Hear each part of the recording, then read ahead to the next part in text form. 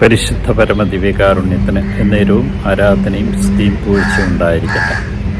കാരുണ്യവാനായ കർത്താവേ, ഇതാ സമ്പൂർണ്ണമായിട്ട് ഞങ്ങളെ ഓരോരുത്തരെയും സമർപ്പിക്കും. നിൻ്റെ കരുണയാൽ, നിൻ്റെ സ്നേഹത്താൽ ഞങ്ങളെ ഓരോരുത്തരെയും വിളിക്കുകയും സംരക്ഷിക്കുകയും പരിപാലിക്കുകയും ചെയ്യുന്ന അങ്ങയുടെ അനന്ത കാരുണ്യത്തിന് നന്ദി പറഞ്ഞുകൊണ്ട് ഞാൻ അങ്ങയെ സ്തുതിച്ച് ആരാധിച്ച് മഹത്വപ്പെടുത്തുകയും നന്ദി പറയും.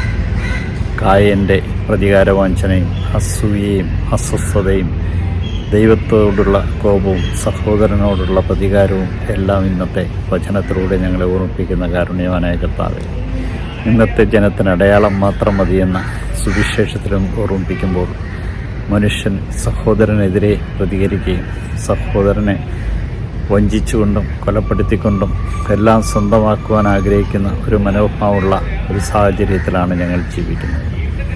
സ്വന്തം സഹോദരനെ ഒറ്റിക്കൊടുക്കുകയും സ്വന്തം സഹോദരനോട് മരണം വരെ സംസാരിക്കുവാൻ കഴിയാത്ത സാഹചര്യമുള്ള രീതിയിൽ അകന്നുപോകും. സ്വത്തിൻ്റെ പേരിൽ പരസ്പര വിദ്വേഷം പുലർത്തിക്കൊണ്ട് മുന്നോട്ട് പോകും. സ്നേഹിക്കാൻ ഒരേ ഗർഭപാത്രത്തിൽ വന്നവർക്ക് സാധിക്കാതെ വരുമ്പോൾ, ദൈവമേ, ഇതാ കായനും അബേലുമായി ഞങ്ങൾ മാറും.